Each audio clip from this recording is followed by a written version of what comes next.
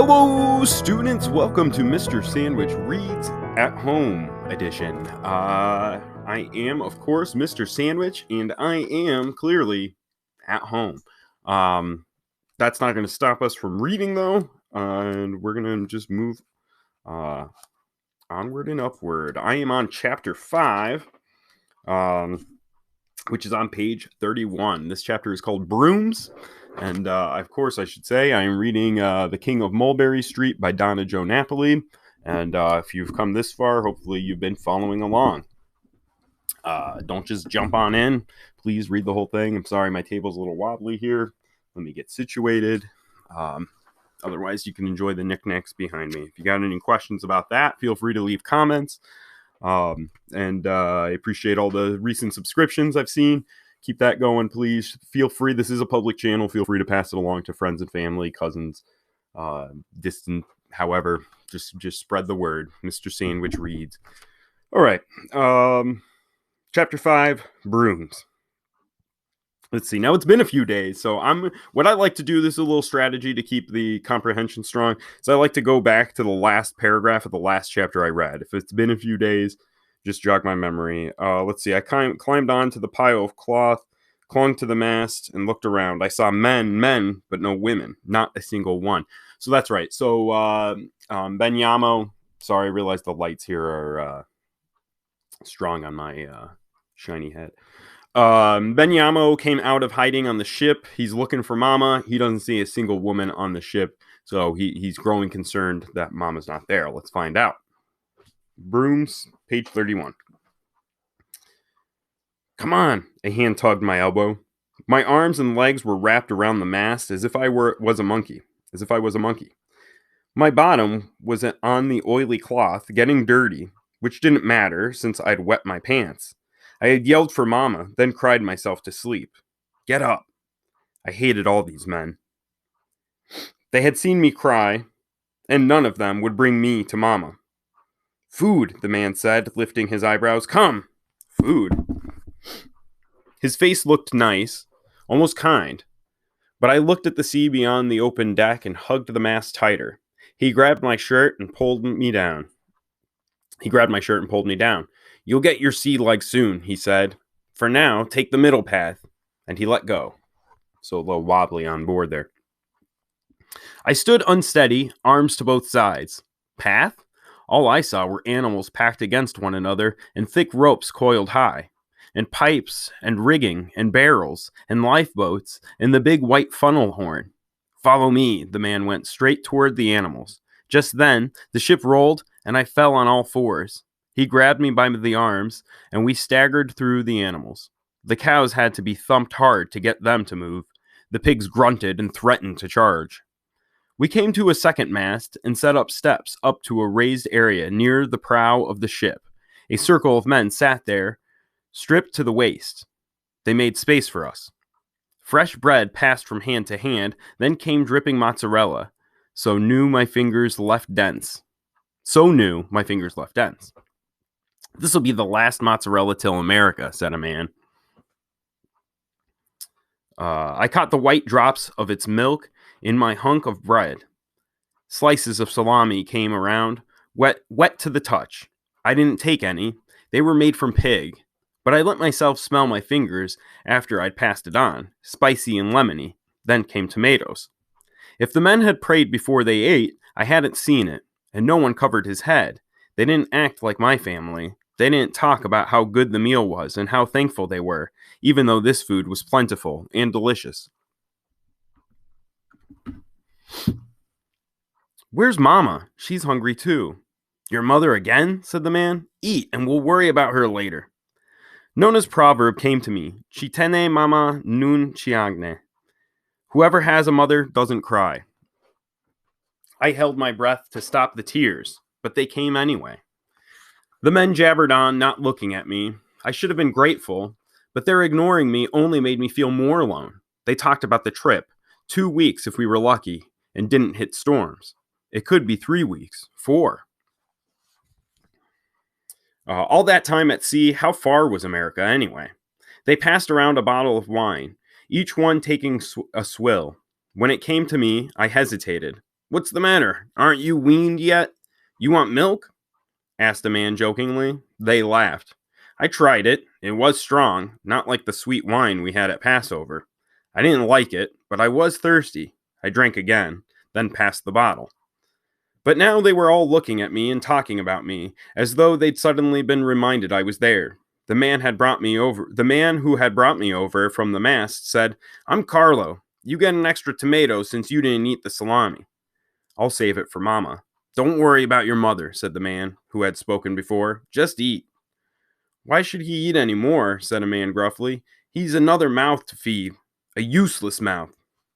Still, Carlo handed me a tomato so ripe and sweet its juices burst in my mouth.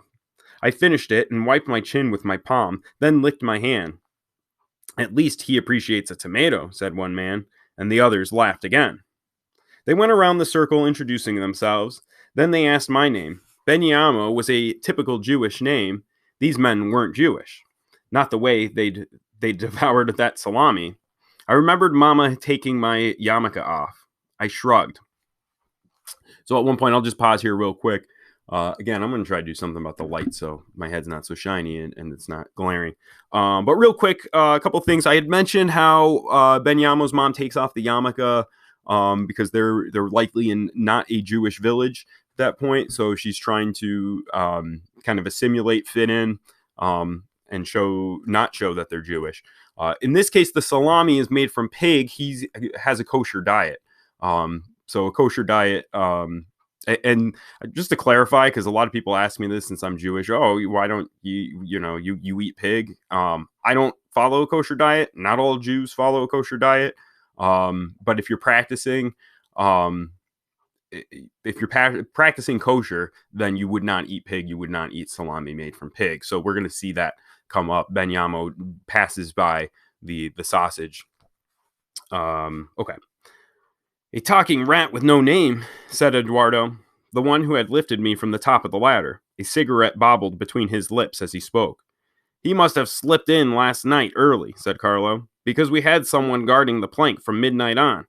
I glanced at Franco, the man who had stuck Mama and me onto the boat this morning. He was looking at me, his face tense. Quieter than a rat, Carlo said, more like a mouse in church. What shall we call the mouse we see at Mass on Domenica on Sunday? He clapped. Let's call him Domenico. In America, though, he'll need an American name, said Eduardo. Joe would be better. Or just make Domenico short, Dom, like the Americans do, said Carlo. After all, he's a little fellow. They laughed. Most of them had a lit cigarette by now, and they were blowing their smoke into the breeze. What'll it be, little mouse? Asked Eduardo. Joe or Dom? Dom, I said. See, said Eduardo to Franco, a talking mouse. What do they call you in America? Asked Eduardo. I don't need an American name, he said. I'm not staying when we land. You'll go off to Mulberry Street, but us, he looked around at the circle of men, we go back to Napoli, Bella Napoli. So, little mouse, little Dom, let's talk. He leaned away from me as if to get a look at my whole self, while he picked salami from between his teeth. Is your mother really hidden on this ship? I stole a glance at Franco. He closed his eyes briefly, but he didn't have to, because I'd figured it out. He'd get in trouble if I told. He'd brought 2 more mouths to feed onto this boat. I looked down at my hands. As soon as these men went about their business again, I'd find Mama. On my own, I'd bring food to her. Franco would give me food for her. If there's a woman on board, said Carlo, I'll be mighty happy. The men chuckled. If there were any other stowaways, we'd know by now, said Franco. I remembered the sick man. There's someone else, I blurted. What? Who? I don't know. He talked to me, but he didn't tell me his name. Where is he? Said Eduardo. One deck down. He was hiding in the dark near me. Eduardo got up. Wait, I grabbed his ankle. Be careful. He's sick. Eduardo's cheek twitched. Sick how? Cholera. He jerked free from me. I don't have cholera, I said. I swear. Did he vomit? Yes. Eduardo's mouth twisted into a grimace. Then he's dying. And now they were all arguing. Everyone had heard a different way to deal with cholera. The only thing they could agree on was that someone had to find the man, and soon. No one volunteered. They played a game, guessing the number of pigs on deck. The loser, a big man named Beppe, touched his forehead, his chest, his left shoulder, then his right. So he's making a cross. Aha! The sign of the cross. There we go. Catholics did that a lot. Beppe held up the medal that hung around his neck and said, "Help me, Saint Antonio." He kissed it and disappeared down the hatch. He came back up holding an oil lamp. He's breathing, but he's too far gone to answer. One man got an oilcloth. Another got 3 brooms and handed them out. Beppe went back down the ladder with the lamp, leading the way to the sick man. "Get up," said Beppe. No response. He must have been playing dead, hoping they'd go away. "They won't hurt you," I said. "They'll feed you. They fed me." He didn't answer. 2 men spread the oilcloth beside him and stood holding tight the top and bottom ends. 3 other men used the brooms to push him onto the cloth. He groaned, and his head lolled to one side. The black bristles of his new beard were streaked with yellow and red. "Water," he breathed roughly. They carried him up onto the deck near the railing. Then 2 men lowered buckets over the side and filled them with water. "Don't swallow," said Beppe. "It's sweet. It's seawater to clean you up." And he doused the sick man with bucket after bucket.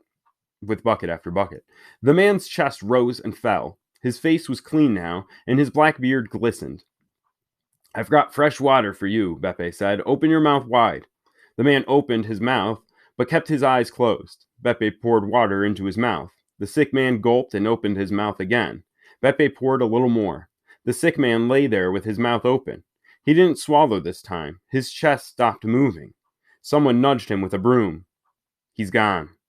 "What?" "He was right there." The man nudged him harder. "He's not gone," I said. "He can't be." I went closer. Eduardo caught me by the pants and pulled me to him. They argued about whether they should search the man's pockets for identification, since his family would want to know, but no one was ready to touch him. They all made the sign of the cross. Then the men with the brooms came forward, and the rest stepped back. I knew what they were going to do before they did it. I didn't scream. He was gone, oilcloth and all. He was there, and then he wasn't. They swabbed the deck. Some went down the ladder with buckets and mops to swab below, too. I stood and watched. My legs splayed so I wouldn't fall. The spot where the man had sunk, the man who was now food for the fish, was far behind us, covered by the turbulence of our wake. He was dead when they threw him over. He was dead. He was dead. He was dead. They would never throw over a living person. They would never throw over Mama or me. "Your pants could use some cleaning too, Dom," said a voice. It took a moment before I realized the voice was talking to me. I was Dom. I looked up at Franco, who held a bucket. "Take your pants off and dip them in here." Never undress with anyone else around, Mama had made me swear. And now I knew why. She had said it for the same reason she had taken my yarmulke. She didn't want people to see my circumcision and know I was Jewish. I shook my head. "You smell, boy." "I don't care." "But we do," Franco wrinkled his nose. "Take off your shoes." "Why? My shoes were way too small for these men." "No." "Suit yourself," he said. Do you like the water?" "I swim," I said. Then I tensed up. What did he mean? "Oopla!" And he sloshed the whole bucket right at my middle with a smile. I stood dripping, my new shoes soaked. Before I could think straight, I raised the back of my forearm to him, fist curled tight in the angry gesture every Neapolitano recognized. All right, so they douse Benyamo there at the very end because he's smelly. I mean, you think he's crawled through. He's now encountered basically 2 dead bodies, and we just finished chapter 5. Benyamo is now going by what? Dom. He's going to be going by Dom. Tomorrow, I'm going to have a little conversation with my dad and talk a little bit about our name. You know me as Mr. Sandwich. My real name is Mr. Kotler, and I'm going to talk a little bit about the origin of my name, Mr. Kotler, because like Dom or like Benyamo, that name was new to America. That was not my ancestor's name. So I'll talk a little bit more about that. Just a text to self connection in this. He talks about that ripe tomato, that juicy tomato, and talks about his nona.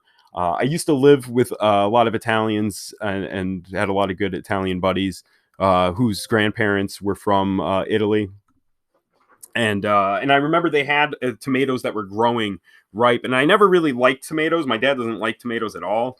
Um, Excuse me, I gotta plug in the computer here.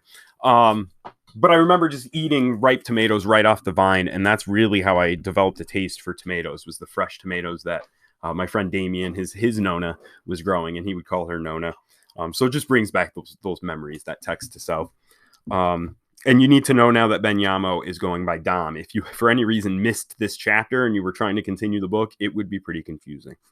All right. And also a quick tip if you're listening, and I'll mention this in futures. If I'm reading too slow, one thing you can do on YouTube is you can pace a little bit quicker. I wouldn't go too fast. Don't go double speed, but if you go speed and a half, it's going to sound like more fluent if this reading's a little too slow. If you want to speed it up a little bit, you can tinker with the pace. If I'm reading too quick, you could also slow it down a little bit. So just a quick tip for how you can more enjoy these audio passages.